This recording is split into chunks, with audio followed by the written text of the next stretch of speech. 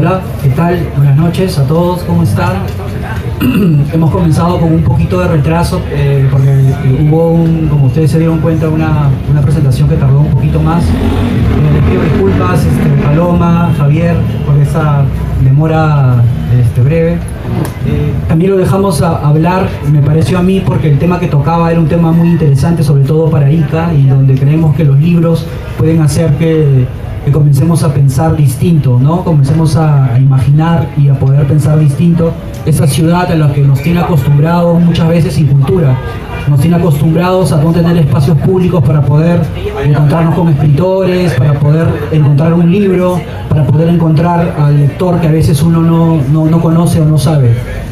Y las autoridades justamente son las que deciden estas políticas públicas y en las que normalmente tienen un cero conocimiento de esto. No quería comenzar esta presentación, que no tiene nada de amarga, sino más bien de celebrar a un grande del humor, a un grande del humor gráfico. Hay muchas cosas que quisiera decir respecto a Nicolás Yerovi, pero bueno, aquí tenemos a Rafael, quien es un ilustrador iqueño, muchos lo conocen, ha colaborado también en Monos y Monadas, y también Javier Prado, quien viene desde Lima, junto a Paloma, que es la hija de nuestro homenajeado. Bueno, realmente yo sentí que cuando en principios de este año el señor Yerovi tuvo la mala fortuna, iba a decir, pero todo cuando uno habla de Yerovi parece que uno se puede reír siempre, porque hasta las cosas que uno parecen no reíbles, Nicolás se transformaban en una excusa para hacer una broma, ¿no? Bueno, el Ministerio de Cultura de este gobierno espantoso le negó la posibilidad de tener un lugar donde velar su cuerpo y agradecerle o recordar el que fue en vida el último director de Monos y Monadas, que se remonta hasta principios del siglo pasado, donde incluso, dicho sea muy pertinente, dibujaba Valdelomar, ¿no? Firmaba como Val del Omar en esos miles o muchos seudónimos que tenía, el conde de Lemos, el conde plebeyo, ¿no? Entonces, en uno de esos, en sus primeras facetas, porque él comienza, incluso antes de ser escritor, comienza a ser periodista y sobre todo caricaturista, lo hizo en Monos y Monadas, ¿no? Y de hecho hay este libro, que también es un poco la excusa que queremos utilizar para darle un homenaje. Es un libro en cierta parte de despedida de Nicolás Yerovi, en cierta parte de hacer un recuento de lo que fue la gran aventura probablemente de la familia Yerovi, que comienza, como les dijo, con el abuelo Leonidas Yerovi, el padre, que es Leonidas N. Estoy diciéndolo bien porque tal vez me confunda con el bisabuelo es Leonidas. Tu bisabuelo, claro, tu bisabuelo es... A ver, tal vez... Mi bisabuelo es Leonidas N, Leonidas Nicolás. Ajá. Y el abuelo es solo Leonidas. Y mi papá en realidad es solo Leonidas. No es Nicolás, por si acaso.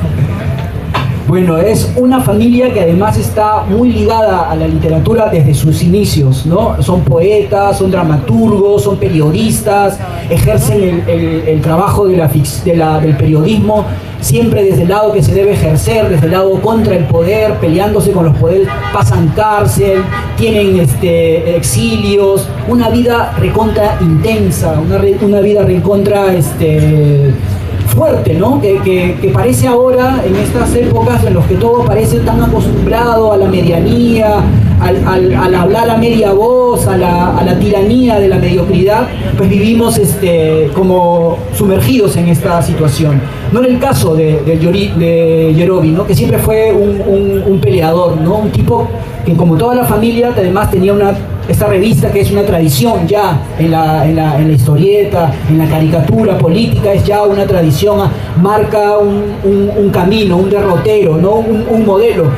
Que también, por otra parte, lo hablaba con mi amigo Rafael el otro día, ya no se caricaturizan a los que están en el poder porque ya son una caricatura, ¿no?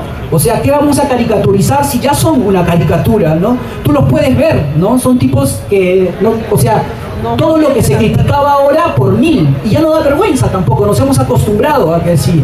Eso no todos, tal vez siempre hay excepciones, pero son raras las excepciones. Y para eso sirve el humor, de Yerovi, para desarmar ese lugar, para desarmar esa solemnidad, para desarmar esa corrupción, esa bajeza, ¿no?, que tiene la política, que ha estado normalmente en parte de nosotros. También siento que el señor Yerovi es un hombre que como que de otra época incluso, ¿no?, porque también era un poeta, pero que le daba el soneto más, por ejemplo, su forma de vestir, sus galanterías. Parecía un tipo que pertenecía a otro tiempo. Lo pueden ver en las fotos, en esta bonita edición que recomiendo ir a revisarla y a buscar porque estaba muy, muy bella. Entonces siento que también hay como otra época en él que se va, ¿no? La parte de final del libro, ustedes pueden encontrar la enorme lista de todos los intelectuales de la época, ¿no? Poetas, narradores, todos pasaron por la revista colaborando, participando, ¿no? Que creo todos los poetas, Marco Martos, Cisneros, Niquel, La Hoz, en fin, todos estuvieron participando. Y hay también otra gran lista de ilustradores. Después aquí también está nuestro amigo Rafael, que está en los créditos. Que también me parece importante decirlo, ¿no? En Ica falta un poco de historieta, de ese humor político que antes suponía una manera de reírse, pero con ese toque también de inteligencia, de reflexión, de desarmar un poco al objeto, ¿no? No de hacer chacota, ¿no?, que ese era un poco el humor que tal vez ahora es el que más fecunda. Pero bueno, yo solamente quería agradecer la presencia de Paloma, de Javier, por haber venido acá. No queríamos dejar de pasar, de que la feria reconociera a un personaje importante de la historia, de la historieta, incluso de la literatura. Y bueno, muchas gracias.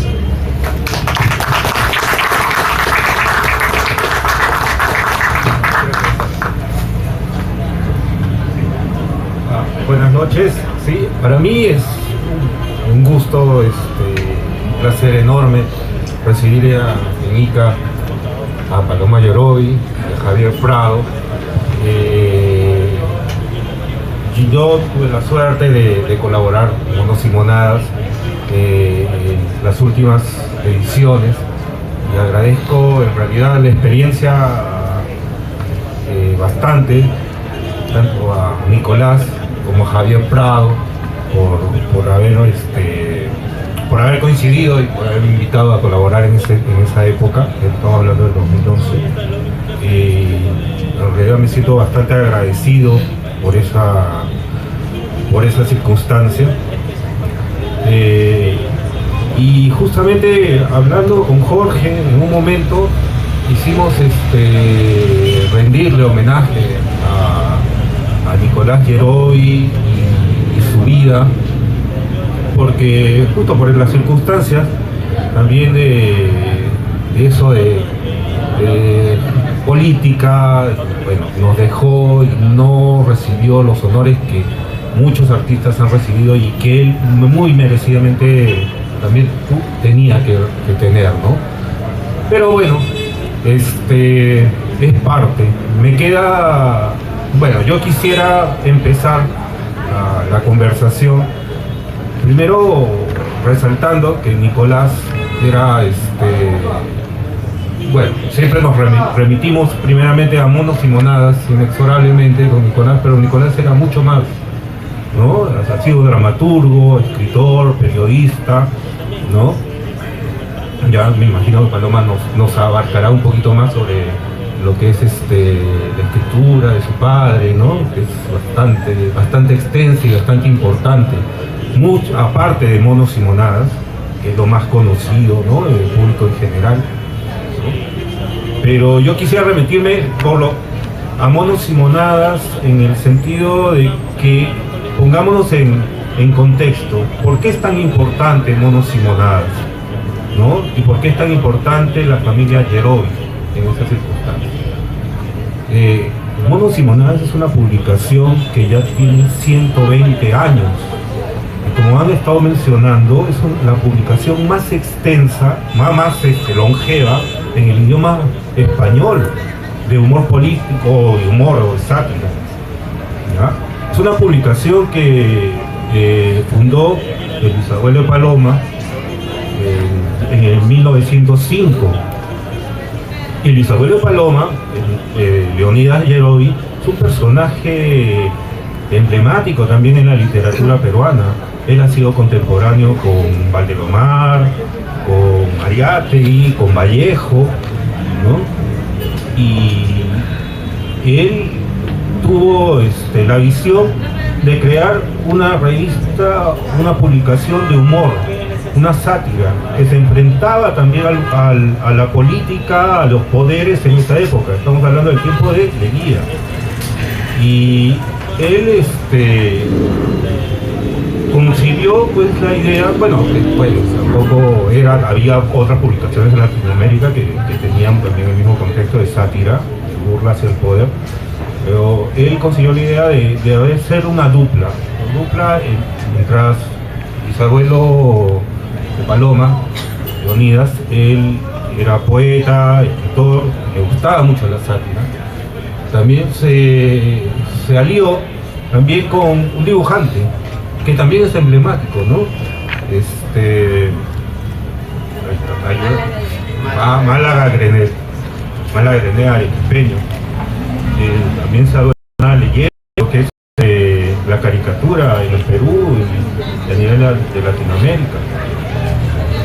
Ellos crean monos y monadas, ¿no? Leonidas con los textos, Málaga Grenet con las caricaturas. Y poco a poco se fueron sumando más, y entre ellos llegó por ahí Valdelomar, que hizo algunas caricaturas también en monos y monadas, ¿no? Entonces es un documento histórico en realidad esta publicación, ¿no? Y tuvo más de mil ejemplares, ¿no? En esa época, estamos hablando entre 1905 hasta 1917.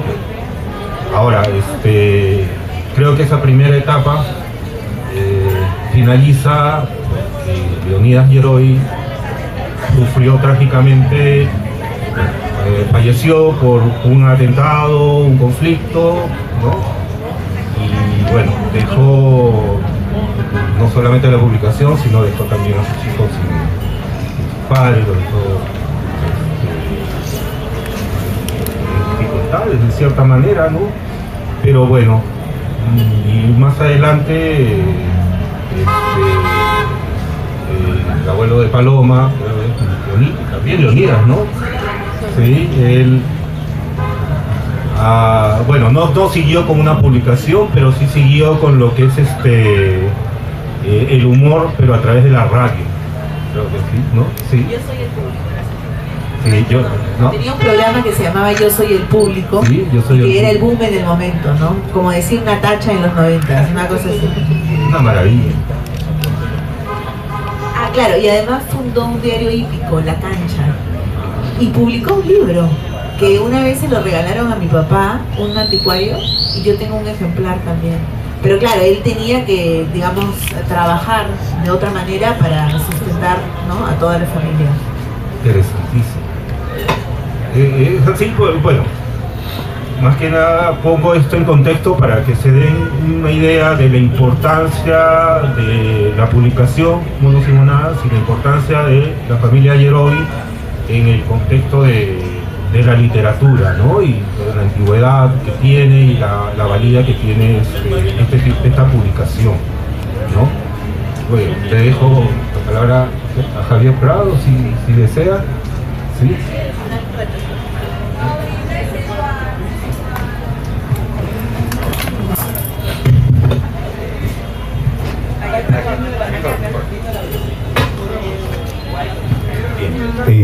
Buenas noches, muy agradecido por estar aquí esta vez compartiendo con todos ustedes y para hablar de Nicolás, que era básicamente Nico para mí, ¿sí? La primera vez que yo conocí a Nicolás, ¿sí?, fue cuando él editaba un diario que trataba de solamente poner buenas noticias en el Perú, ¿sí? Como sabrán, el diario no duró mucho porque acá las buenas noticias son así, efímeras, ¿sí? Ese primer día que lo vi, era un individuo sonriente sentado detrás de un escritorio, una máquina de escribir y una copa de vino.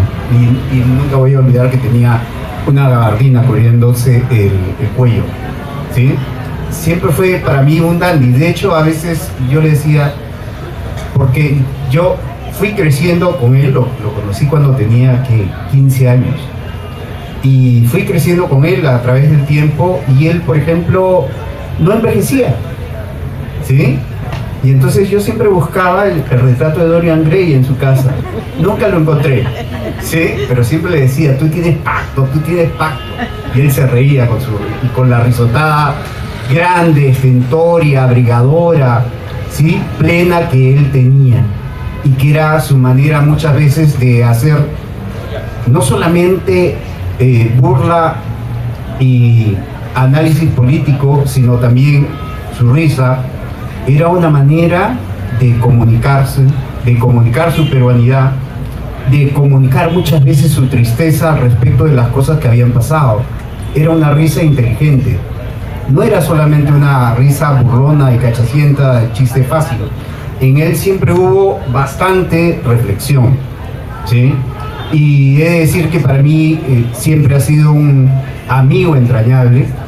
Yo decía antes de empezar esto que esto iba a ser muy fácil, pero que también iba a ser muy difícil, porque yo todavía le guardo luto, ¿sí? Se me ha hecho muy difícil aceptar, pero yo creo que el mejor homenaje que puedo hacerle es estar aquí hoy día, junto y latiendo con los corazones de Paloma y Patricia, ¿sí? Que son los corazones de mi gran amigo, ¿sí? Y del amor inmenso que le tenía a la patria. Entonces, acercarse a este libro, ¿sí? Es pasear por lo que él muchas veces decía, por los momentos en que él se reía, por los momentos donde él hacía análisis.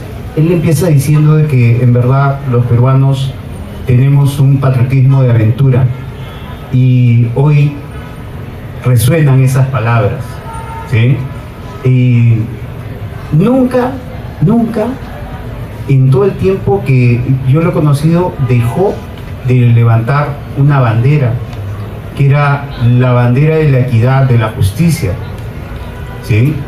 Y lo que sucede es que el humor, ¿sí? Es una voz que muchas veces puede servir para señalar las injusticias, los desbalances del poder. El humor está basado en el cuento aquel del niño que ve pasar un rey presuntuoso, supuestamente con el traje más grande del mundo, pero que sin embargo va desnudo. Eso es el humor. Por eso mucha gente teme al humor. Por eso muchas veces Nicolás fue perseguido, hubieron atentados en su contra, pero él nunca cejó en eso, ¿sí? Y yo creo que junto con él también se vivió toda una aventura. Era la aventura de ser peruano en los 80s, en los 90, y ahora en esta época es una aventura ser peruano. Pero yo siempre me quedaba, no solamente por la aventura, yo siempre me quedaba junto con él por las risas. Porque la risa es un medicamento para el alma, ¿sí? Y la risa también es una bandera que habla de libertad, de justicia. Y en el caso de Nicolás habla de poesía, habla de amor, ¿sí? Habla de cultura. Entonces, hay que seguir esa risa, hay que buscar en nuestros corazones y en el mundo y en lo que es nuestra patria la risa de Nicolás. Sí. Es la mejor orientación, y con eso yo quería empezar a decir y hablar. Me he aguantado, he sido valiente. ¿Sí? ¿Sí? Y entonces ya suelto aquí porque si no lloro.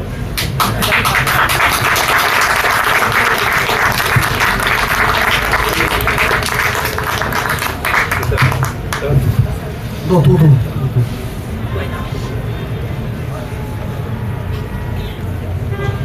Buenas noches otra vez. Bueno, la verdad, cuando me invitaron al homenaje de mi padre, yo dije que no pensaba hablar, porque todavía es muy pronto para mí. Pero bueno, al escuchar un poco lo que están conversando, me ha llamado la atención cuando empezaste a decir que mi padre era un hombre de otra época, ¿no?